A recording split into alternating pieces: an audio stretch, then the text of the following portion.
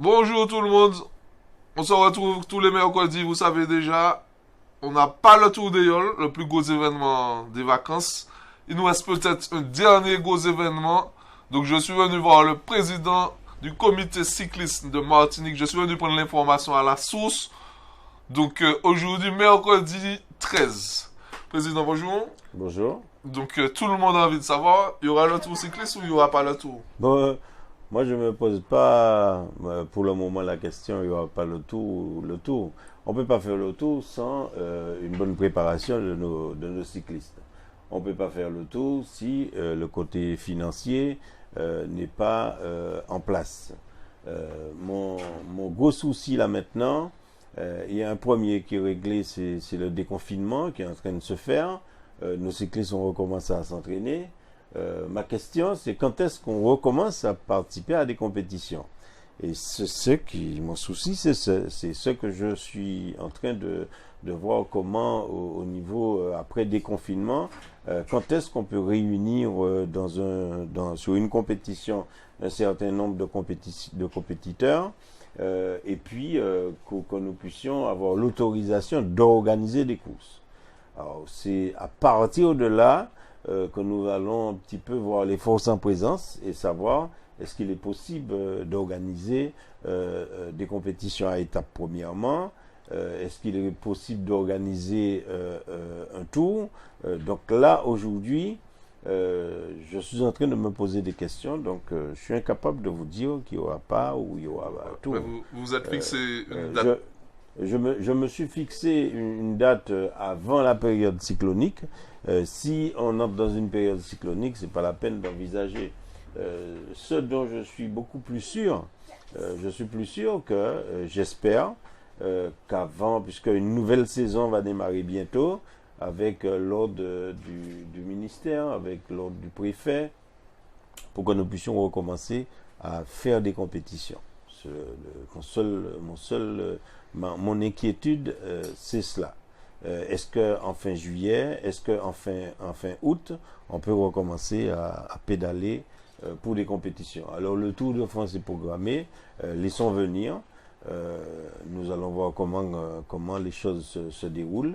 Moi, mais j'ai l'envie très rapidement, une fois qu'on aura l'autorisation, de recommencer à faire des critériums, des petites compétitions pour que nos leaders puissent recommencer à se confronter. Tant que ce n'est pas fait, je ne peux envisager d'organiser de compétitions à étapes. Je sais que la Guadeloupe est dans le même cas. La Guyane est dans le même cas. On se pose plein de questions. La Guadeloupe a déjà carrément annulé son tour, mais il y a des compétitions à étapes qui sont en train de se programmer. Il faut que le déblocage au niveau des avions puisse se faire, au niveau des bateaux, pour qu'on puisse aller se confronter pour voir comment nous redémarrons notre saison, parce que notre saison avait déjà démarré, était bien partie. Il se trouve que Corona a tout freiné, donc il faut là pas se remettre en question, mais laisser venir, mais permettre à nos jeunes quand même de se préparer et pour que nous puissions redémarrer. Ok. Au niveau du Tour des Yoles, les raisons qui ont été avancées, c'est au niveau des villes qui sont peut-être pas encore organisées au niveau des nouveaux maires, etc. Est-ce que le Tour cycliste, la préparation, entre guillemets, c'est plus lourd et que... C'est pas pareil. Pas C'est pas pareil. pareil. C'est pas que la préparation est lourde. Nous avons créé une famille de partenaires du Tour et où les budgets sont déjà votés. Il y a plus de budgets déjà votés que des budgets qui sont en attente. La collectivité, nous avons notre budget à l'année que nous dispatchons une partie sur le Tour et après le fonctionnement du comité. Je fais confiance à la CTM, je fais confiance à ma collectivité, je fais confiance à un certain nombre de nos sponsors, mais c'est pas de faire un tour et puis que côté martiniquais, nos garçons ne sont pas prêts. C'est pas de faire un tour et puis je peux pas faire venir des équipes de la Caraïbe, je peux pas faire venir des équipes de métropole, des équipes allemandes, des équipes de la Suisse, tout ça pour que mon tour puisse avoir, le tour puisse avoir un beau potentiel. Il nous faut de tout ça. Donc, on ne sait pas encore si au niveau du voyage, à quel moment ça sera débloqué. Et puis, comme je dis toujours, j'ai pas envie de faire un tour pour faire un tour avec quelques coureurs de Guadeloupe, de Guyane, de Martinique. Je préfère organiser une autre course à étapes et puis projeter à faire à l'avenir un beau tour de Martinique. Mais c'est sûr, avant la fin de la saison cycliste qui doit se terminer en novembre, nous aurons une belle compétition à étapes. Est-ce que ça sera le tour? Je n'en sais rien. Est-ce que ça sera une autre course à étapes? Je n'en sais rien, mais j'ai la forte envie d'organiser quelque chose de sérieux pour nos coureurs cyclistes jusqu'à la fin de la saison. Il y a quelque chose que j'aimerais savoir, c'est une question qui fera plaisir à un ami à moi. Concrètement, hors Corona, quel est le coût total du tour cycliste à peu près? Le tour cycliste coûte 400 000 euros. Ah ouais, avec la différence que le tour des Yoles, c'est 1 million d'euros. Avec 400 000 euros, on réalise un tour. C'est ce budget-là que j'ai pour habitude de faire tourner sur le tour. Qui dit augmenter le potentiel du tour, il nous faut augmenter les dépenses et nous essayons de gérer comme ça et de faire le tour. Donc, mais nous allons pouvoir organiser quelque chose de bien à condition que les choses se débloquent. Et pas question d'organiser et puis que nous puissions avoir des problèmes sanitaires. Il ne faut pas qu'on puisse jouer avec la vie des gens. Donc, je suis très vigilant en ce sens et attends de voir venir. Déjà, les coureurs se préparent. Nous allons bientôt commencer à faire des critériums, des courses en circuit et voir quelles sont les forces en présence. Et là, on pourra se fixer très rapidement avec l'accord préfectoral et aussi l'accord de certaines municipalités. Ok. Et concrètement, avec le déconfinement, quelles consignes vous avez reçues par rapport à la pratique du cyclisme? Les consignes, nous avons un cahier des charges de notre fédération. Parce que la différence entre les Yoles est gérée par la fédération des Yoles de Martinique.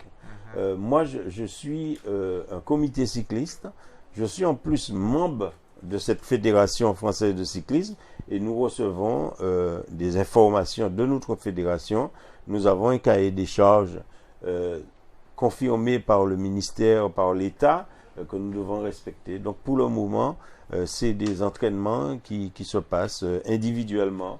Bientôt, ou là déjà par groupe de 10, mais avec une distance respectée. Et puis bientôt, nous allons pouvoir commencer à faire des compétitions en forme de contre-la-montre individuelle. Et le but, c'est de monter progressivement, comme nous demande notre fédération, sans pour cela tout bousculer pour que nous ne puissions pas avoir de cas chez nous. Ok, mais concrètement, avant l'épidémie, notre cyclisme était à quel niveau? Il était déjà à un bon niveau, puisque notre saison a démarré depuis janvier. Nous étions dans une bonne préparation où on se préparait pour participer, courir le critérium des quartiers de la ville du Lamentin. Après le critérium, on enchaînait avec la route, avec le trophée de la Caraïbe et de belles compétitions à étapes. Donc on avait déjà un bon niveau, un très bon niveau qui dominait largement celui de la Guadeloupe et de la Guyane, puisque leur saison n'était pas encore lancée, mais comme on avait commencé très tôt, on avait de l'avance. C'était bien parti pour que nous puissions qu'on puisse réaliser une bonne saison cycliste. Mais il se trouve que Corona a tout démonté. Est-ce que l'apport de coureurs étrangers aide au cyclisme martiniquais et nous fait avancer beaucoup plus? Le passé, puisque cette année, les coureurs étrangers n'ont pas eu le temps d'arriver, si bien que les clubs qui ont pour habitude de faire venir des coureurs étrangers avaient déjà peut-être négocié, mais les coureurs n'ont pas pu prendre l'avion. Est-ce que ça fait évoluer? Vous savez que j'ai régulièrement mener Sont un des combat malades, contre la venue de ces coureurs étrangers qui sont plus ou moins des mercenaires. Hein. Je cache pas pour le dire. Et ceux qui vont vers cette pratique, ils savent très bien que je suis pas pour cela. C'est pas, et surtout les coureurs étrangers, ces coureurs-là n'habitent pas ici, ils viennent ici pour les compétitions, ils repartent.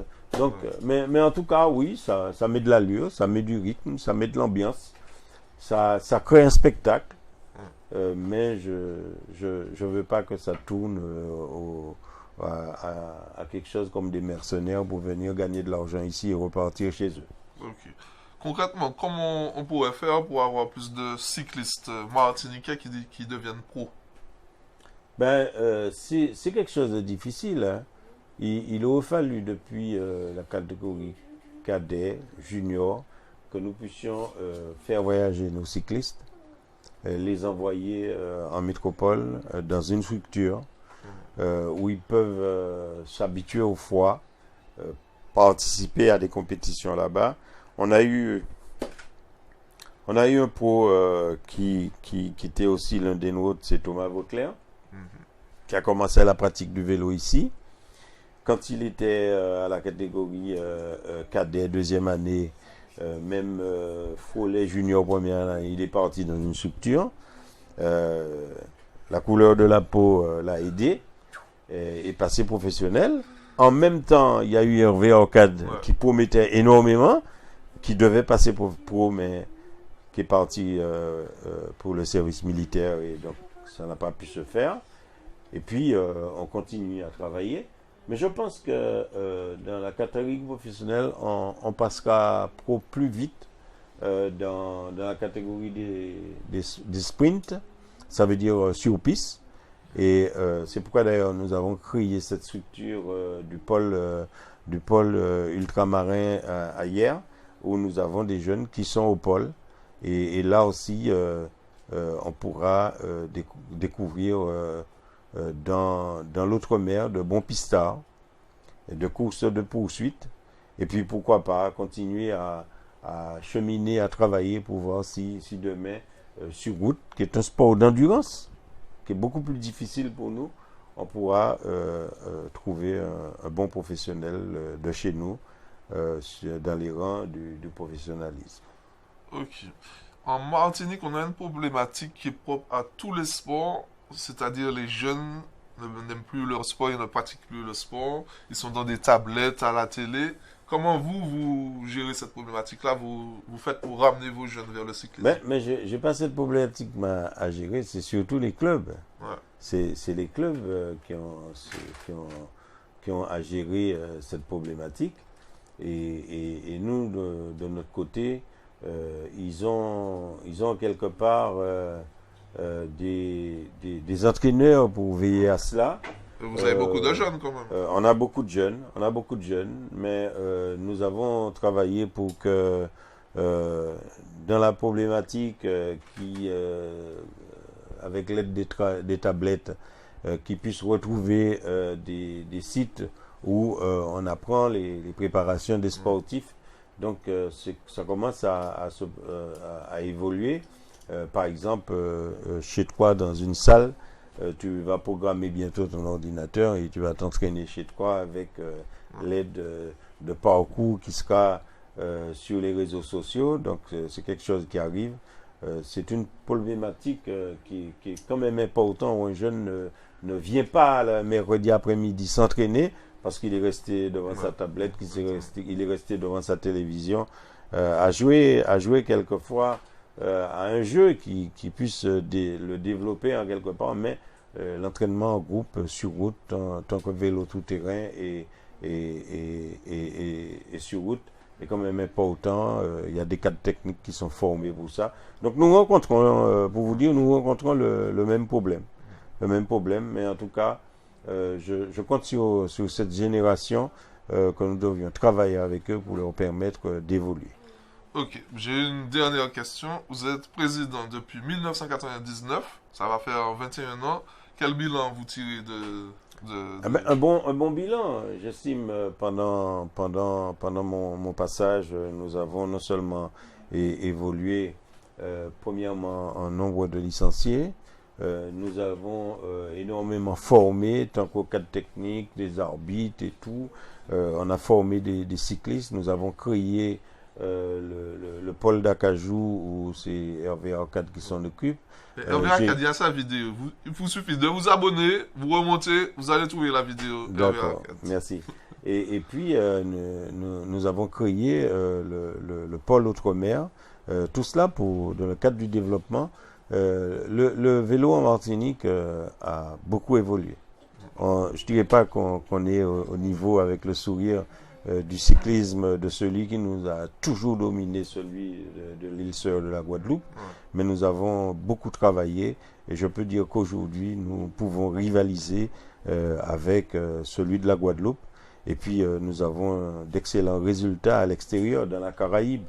Donc, je peux dire que mon groupe et moi, nous avons beaucoup travaillé pour ce cyclisme et un cyclisme vient d'être évolution. Ok, ben je vous remercie infiniment. Et puis tout le monde restez connecté, vous saurez s'il y aura ou pas le tour cycliste très bientôt. Allez, à mercredi prochain. Bye bye. Merci.